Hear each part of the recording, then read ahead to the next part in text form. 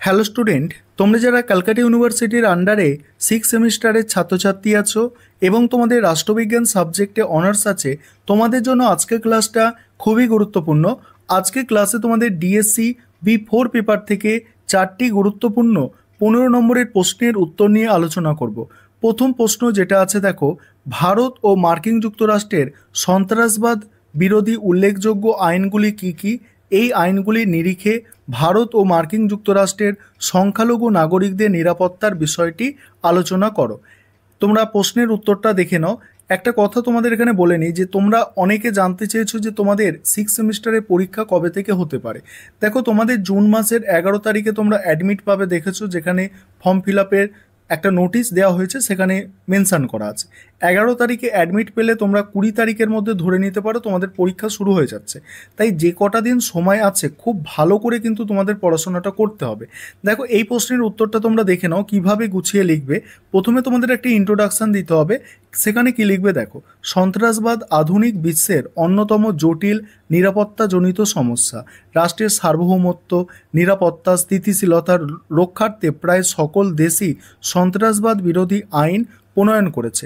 ভারত মার্কিন যুক্তরাষ্ট্র উভয় দেশই সন্ত্রাসবাদের ভয়াবহ অভিজ্ঞতা অর্জন করেছে এবং সেই অভিজ্ঞতার ভিত্তিতে একাধিক কঠোর আইন চালু করেছে।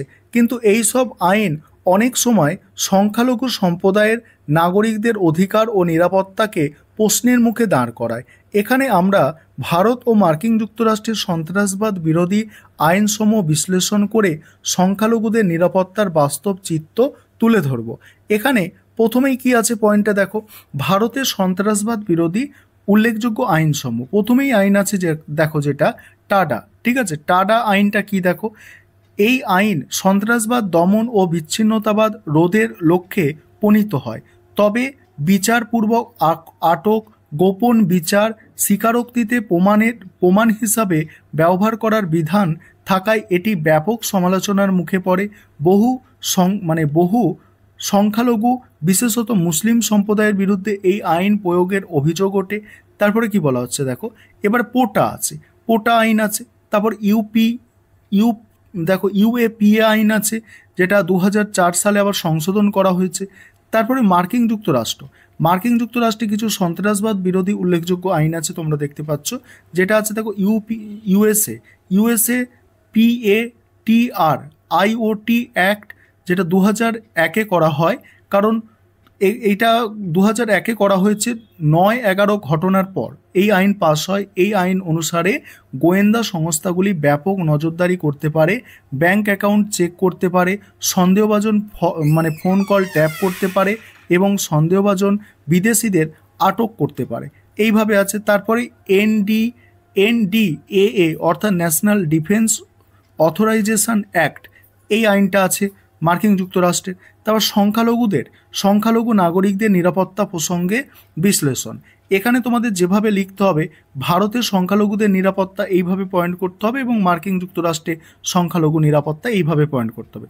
ভারতের ক্ষেত্রে দেখো কি লিখবে দেখো, ভারতের সংবিধানে ধর্মনিরপেক্ষতার নীতিকে অন্যতম ভিত্তি হিসাবে বিবেচনা করা হয়েছে। বাস্তবে অনেক সময় সংখ্যালঘুদের প্রতি নিরাপত্তাহীনতার চিত্র ফুটে ওঠে।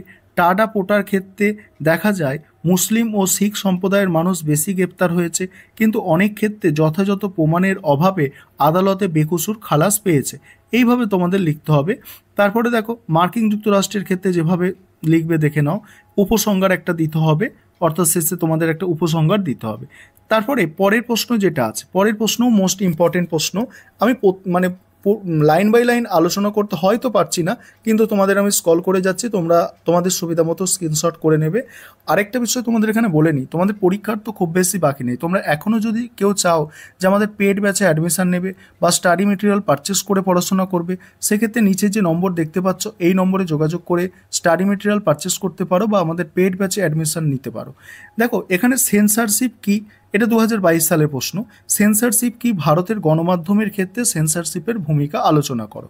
প্রথমে সেন্সরশিপের ক্ষেত্রে ইন্ট্রোডাকশনটা দেখো। গণমাধ্যম একটি গণতান্ত্রিক রাষ্ট্রের চতুর্থ স্তম্ভ হিসাবে পরিচিত। এটি শুধু তথ্য প্রচারের মাধ্যম নয়, বরং জনমত গঠন, রাষ্ট্রীয় নীতি নির্ধারণ এবং সরকারের জবাবদিহিতা নিশ্চিত করতে গুরুত্বপূর্ণ ভূমিকা পালন করে।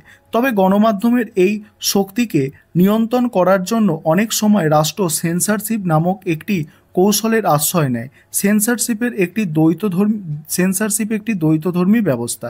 একদিকে এটি রাষ্ট্রীয় নিরাপত্তা ও নৈতিকতার রক্ষা কবচ, অন্যদিকে মত প্রকাশের স্বাধীনতার উপর হস্তক্ষেপ। এই প্রবন্ধে সেন্সরশিপের ধারণা এবং ভারতে গণমাধ্যমের ভূমিকা বিশ্লেষণ করা হবে। সেন্সরশিপের ধারণা কি? সেন্সরশিপ বলতে বোঝায় কোনো ব্যক্তি, সংস্থা বা রাষ্ট্র কর্তৃক লেখা, ছবি, চলচ্চিত্র, সংবাদ বা অন্য কোনো তথ্যের প্রকাশের পূর্বে পরীক্ষা করে তা অনুমোদন বা নাকচ করার প্রক্রিয়া। এটি সাধারণত জাতীয় নিরাপত্তা, নৈতিকতা, জনশৃঙ্খলা ও রাষ্ট্রদ্রোহ ইত্যাদি যুক্তিতে প্রয়োগ করা হয়।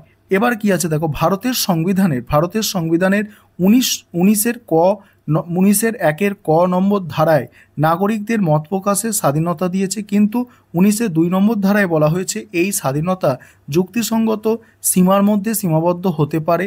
ফলে সেন্সরশিপ একটি সাংবিধানিক বৈধতা পেলেও এর প্রয়োগ নিয়ে বারবারই বিতর্ক থেকে গেছে। এবার ভারতের গণমাধ্যমের সেন্সরশিপের প্রয়োগ, এবার তোমরা এগুলো দেখে নাও। যেমন সংবাদপত্র ও প্রিন্ট মিডিয়া আছে, দেখো যেমন এখানে পুরো উদাহরণ দিয়ে কিন্তু উল্লেখ করা হয়েছে, যাতে নোটটা খুব যথাযথ হয় আর কি। তারপর দেখো চলচ্চিত্র ও টেলিভিশনের ক্ষেত্রে বলা হয়েছে। তারপরে আছে দেখো ডিজিটাল ও সোশ্যাল মিডিয়া। এইভাবে আবার সেন্সরশিপের কিছু সুবিধা অসুবিধা আছে।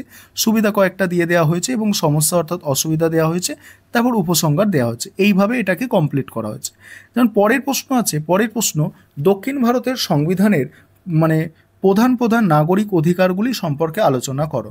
এখানেও একটা ইন্ট্রোডাকশন দেওয়া হয়েছে। দেখো, দক্ষিণ আফ্রিকা একটি দীর্ঘ বৈষম্যমূলক শাসনের ইতিহাস বহন করে, বিশেষত বর্ণবাদ নামক নৃশংসতার ব্যবস্থার মাধ্যমে। 1994 সালে নেলসন ম্যান্ডেলার নেতৃত্বে এই শাসনের অবসান ঘটে এবং 1996 সালে দক্ষিণ আফ্রিকার একটি নতুন সংবিধান গ্রহণ করে। এই সংবিধান বিশ্বের অন্যতম উদার ও মানবিক সংবিধান হিসেবে স্বীকৃত। এটি দেশের প্রতিটি নাগরিকের একটি ন্যায়সঙ্গত, গণতান্ত্রিক এবং সাম্যবাদী সমাজে বসবাসের অধিকার দেয়। এবার দক্ষিণ আফ্রিকার সংবিধান এবং এটির রূপরেখা। ঠিক আছে, দক্ষিণ আফ্রিকার সংবিধান 1996 সালে দক্ষিণ আফ্রিকার সংবিধান গণতান্ত্রিক মূল্যবোধ, মানবাধিকারের স্বীকৃতি এবং আইনের শাসনের ওপর গঠিত। আর এখানে বলছে এর চ্যাপ্টার 2 বিলস অফ রাইটে নাগরিকদের মৌলিক অধিকারগুলি সুনির্দিষ্টভাবে বর্ণিত হয়েছে। এবার কিছু অধিকার আছে, যেমন দেখো রাইট টু ইকুয়ালিটি, আমাদের এখানেও আছে সমতার অধিকার।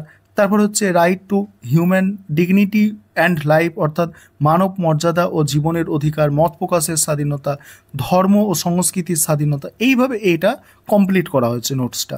তোমরা দেখে নাও, উত্তরটা একটু দেখো। ঠিক আছে, আমি স্ক্রল করে যাচ্ছি, তোমরা দেখে নাও। দেখে নাও পরিবেশগত অধিকার আছে। এবার উপসংহার দিয়ে শেষ করা হয়েছে। পরের প্রশ্ন আছে, ভারতের সন্ত্রাসবাদ বিরোধী আইনগুলি কি কি? যে কোনো দুটি সম্পর্কে সংক্ষিপ্ত আলোচনা করো। দেখো, ভারত একটি গণতান্ত্রিক ও বহু সাংস্কৃতিক দেশ, যা ইতিহাসে একাধিকবার সন্ত্রাসবাদী হুমকি ও হামলার শিকার হয়েছে। কাশ্মীর উপত্যকা, পাঞ্জাব এবং উত্তর পূর্বাঞ্চল থেকে শুরু করে বড় শহরগুলি পর্যন্ত এই পরিস্থিতিতে নাগরিকদের নিরাপত্তা, রাষ্ট্রের অখণ্ডতা ও সার্বভৌমত্ব রক্ষার জন্য ভারত সরকার বিভিন্ন সময় একাধিক সন্ত্রাসবাদ বিরোধী আইন প্রণয়ন করেছে। আর এই আইনের মধ্যে উল্লেখযোগ্য হলো, আইনগুলো এবারে দেওয়া আছে, কি কি অ্যাক্ট আছে সেগুলো এখানে লেখা আছে। তারপরে আমাদের দুটো আলোচনা করতে বলা হয়েছে, টাডা এবং পোটা আলোচনা করবে এখানে। এবং তোমরা আগের ক্লাসে অর্থাৎ আগের সেমিস্টারে তোমরা এই টাডা এবং পোটা সম্পর্কে কিছুটা জেনে এসেছো। ঠিক আছে, টাডা হচ্ছে দেখো terrorist and disruptive activities prevention act. এবার এটা আমি স্ক্রল করে যাচ্ছি, তোমরা দেখে নাও। আর আবার বলছি, তোমরা যারা পেড ব্যাচে অ্যাডমিশন নিতে ইচ্ছুক আছো বা তোমরা স্টাডি মেটেরিয়াল পারচেস করতে চাইছো, অবশ্যই তোমরা স্ক্রিনে দেওয়া নম্বরে যোগাযোগ করে নেবে। তোমাদের কিন্তু বেশি বাকি নেই, জুন মাসের 20 তারিখ থেকে পরীক্ষাটা শুরু হতে চলেছে।